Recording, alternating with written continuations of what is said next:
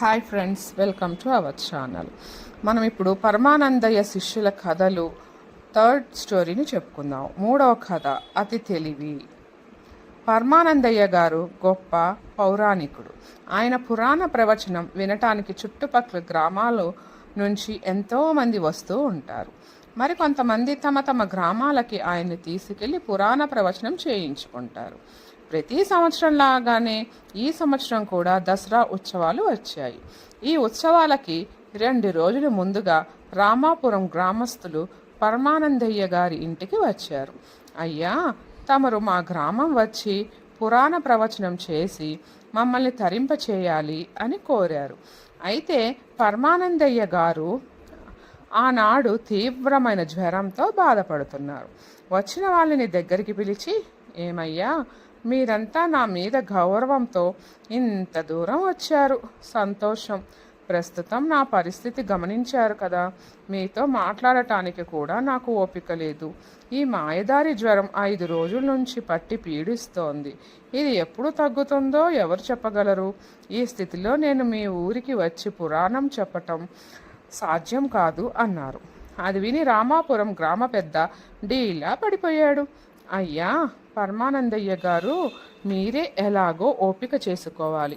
మీరు తప్ప ఈ చుట్టుపక్కల గ్రామాల్లో పురాణం చెప్పే పండితులు ఎవరున్నారు? ప్రతి సంవత్సరం దసరా ఉత్సవాల్లో మా ఊరికి వచ్చి మీరు పురాణం చెబుతుంటారు. ఈ ఆనవాయితీని దయచేసి కొనసాగించండి. మీరు రానంటే మా ఊరి వాళ్ళు చాలా బాధపడతారు అని విన్నవించారు. అప్పుడు పరమానందయ్య గారు, గ్రామ పెద్దగారు, ఓ పని చేద్దాం. నా శిష్యులు నా అంత కాకపోయినా జనరంజకంగా పురాణ ప్రవచనం చేయగలరని నా నమ్మకం. నేను చెప్పే పురాణాలన్నీ వీళ్ళు చాలా కాలం నుంచి వింటున్నారు. రామాయణ, భారత, భాగవతాల్ని చక్కగా అవగతం చేసుకున్నారు. పాపం వాళ్ళకు కూడా పురాణ ప్రవచనం చేయాలని చాలా కుతూహలంగా ఉంది. ఈసారి వాళ్ళ చేత మీ ఊర్లో ప్రవచనం ఏర్పాటు చేయించండి అని సలహా ఇచ్చారు. ఆ సలహా గ్రామ పెద్దకి నచ్చింది. అయ్యా పరమానందయ్య గారు, మీరు చెప్పినట్టే మీ శిష్యులతో పురాణ ప్రవచనం ఏర్పాటు చేస్తాం. అయితే మీరు కూడా ఓపిక చేసుకొని మా ఊరు రావాలి. మీకు ఎలాంటి ప్రయాణ శ్రమ లేకుండా పల్లకిని ఏర్పాటు చేస్తాం. దయచేసి మా మాట కాదనకండి. మీరు కూడా స్వయంగా మీ శిష్యుల ప్రతిభను తెలుసుకున్నట్టు అవుతుంది. మీకు త్వరగా జ్వరం తగ్గేలా మా ఊరి ఆచార్య గారితో మంచి మందు కూడా ఇప్పిస్తాం అని ప్రాధేయపడటంతో పరమానందయ్య గారు కాదనలేకపోయారు. గ్రామ పెద్ద వెంటనే తన పరివారంతో చెప్పి పల్లకిని ఏర్పాటు చేయించారు. పరమానందయ్య గారు లేని ఉత్సాహాన్ని తెచ్చుకొని నెమ్మదిగా పల్లకి ఎక్కారు. ఆయన వెంటే శిష్యులు కూడా బయలుదేరారు. అందరూ కలిసి రామాపురానికి చేరుకున్నారు. గ్రామ పెద్ద పరమానందయ్య గారికి, వారి శిష్యులకి మంచి బస ఏర్పాటు చేశారు. అందరూ బసలో దిగారు. గ్రామ పెద్ద ఊళ్ళో ఆచార్య గారిని పిలిపించి పరమానందయ్య గారికి మందు ఇప్పించారు. ఆచార్య గారి మాత్ర ప్రభావంతో ఆయనకి జ్వరం తగ్గుముఖం పట్టింది. మర్నాడు సాయంత్రం గుళ్ళో ప్రవచన కార్యక్రమం ప్రారంభం కాబోతోంది. ఆ రోజు ఉదయం పరమానందయ్య గారు శిష్యుల్ని పిలిచి, నాయనలారా, మీరంతా ఎన్నో రోజుల నుంచి నేను చెప్పే పురాణాన్ని వింటూ వస్తున్నారు. ఈరోజు సాయంత్రం చక్కగా ఈ ఊరి వాళ్ళకి ప్రవచనం చెప్పి నా పరువు నిలబెట్టండి, సరేనా అనగానే శిష్యులంతా ఉత్సాహంగా, సరే సరే గురువుగారు, మీరేమీ భయపడకండి, చక్కగా విశ్రాంతి తీసుకోండి. మా ప్రతిభని ఊరి వాళ్ళకి చూపించి పరమానందయ్య గారి శిష్యుల గొప్పతనాన్ని నిరూపిస్తాం అన్నారు. రామాపుర రామాలయ ప్రాంగణం ఊరి జనంతో కిటకిటలాడుతోంది. అందరూ ఎంతో ఉత్సాహంగా పురాణం వినటానికి వచ్చారు. పరమానందయ్య గారి శిష్యుల్లో ఒకడైన అవధాని పురాణం చెప్పటానికి వేదిక మీదకి ఎక్కాడు. ఎదురుగా వందలాది మంది కనిపించేసరికి వాడికి వెన్నులో వణుకు పుట్టింది. తనకు తెలిసిన కొన్ని విషయాల్ని కూడా మర్చిపోయాడు. దాంతో ఏం చేయాలో తోచక నెమ్మదిగా గొంతు పెకలించుకుని ఇలా అన్నాడు. అయ్యా గ్రామ ప్రజలారా, నేను ఇప్పుడు చెప్పబోయే విషయం మీలో ఎవరికైనా తెలుసా అని అడిగారు. అది విని ఊరి జనం తెలీదు తెలీదు అంటూ గట్టిగా అరిచారు.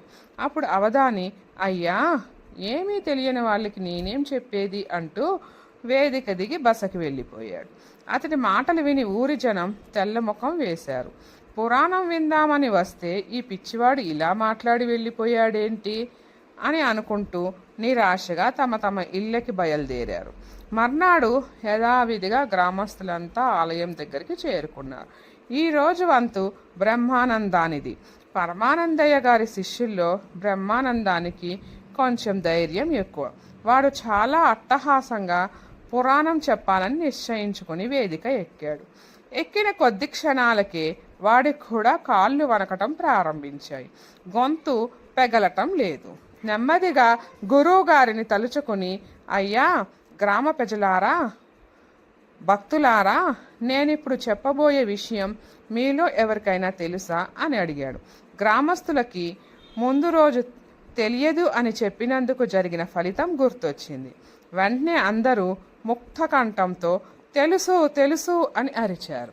వెంటనే బ్రహ్మానందం, అయ్యా, మీ అందరికీ నేను చెప్పబోయేది తెలిసినప్పుడు ఇక నేనెందుకు మళ్ళీ చెప్పటం, నా పిచ్చి కాకపోతే అని అంటూ వేదిక దిగి వెళ్ళిపోయారు. దాంతో మళ్ళీ ఉసూరుమంటూ ఒకరినొకరు ఎందుకు వచ్చామురా అని తిట్టుకుంటూ తమ ఇళ్ళకి వెళ్ళిపోయారు గ్రామస్తులు. మూడో రోజు సాయంత్రం తిరిగి గ్రామస్తులు రామాలయ ప్రాంగణానికి వచ్చారు. ఆ రోజు ఎలాగైనా పురాణం వినాలని నిర్ణయించుకున్నారు. ఈ మూడో రోజు పరమానందయ్య గారి శిష్యుల్లో ఒకడైన అన్నం భట్టు వేదిక దగ్గరికి వచ్చాడు.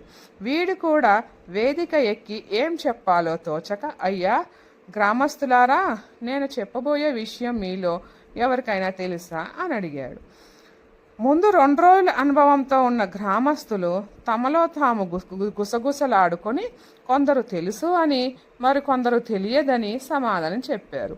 అది విన్న అన్నం భట్టు ఏమీ తడుముకోకుండా, అయ్యా, నేను చెప్పబోయే విషయం మీలో కొందరికి తెలుసు, మరికొందరికి తెలియదు, అంతే కదా.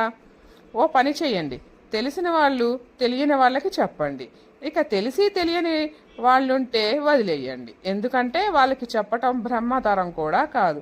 ఇక నా వల్ల మీ వల్ల ఏమవుతుంది అని చెప్పి వేదిక దిగి బసకి వెళ్ళిపోయాడు. ఈసారి గ్రామస్తులకి కోపం నశాలానికి అంటింది. అందరూ కలిసి పరమానందయ్య గారి బసకి వెళ్ళారు.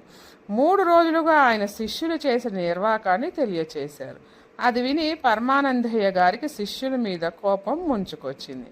అయ్యా, మరేమీ అనుకోకండి, నా శిష్యులు నేను చెప్పే పురాణాలు విని విని తెలివిగల వాళ్ళు అయ్యారనుకున్నా, కానీ అతి తెలివిగల వాళ్ళు అయ్యారని ఇప్పుడే తెలిసింది. తెలిసి తెలియక మా వాళ్ళు చేసిన తప్పుని మన్నించండి. రేపటి నుంచి నేనే స్వయంగా వచ్చి మీకు పురాణం చెబుతాను. మీ ఊరి ఆచారి గారు ఇచ్చిన ఔషధం చక్కగా పనిచేసింది. నాకిప్పుడు పూర్తి ఓపిక వచ్చింది. మీరు వెళ్ళిరండి అన్నారు. పరమానందయ్య గారి మాటలు విని గ్రామస్తులు ఎంతో సంతోషించారు. మర్నాడు సాయంత్రం నుంచి దసరా ఉత్సవాలు పూర్తయ్యే వరకు పరమానందయ్య గారు చక్కగా పురాణ ప్రవచనం చేసి రామాపుర వాసుల్ని ఆనందింపజేశారు. Thank you friends.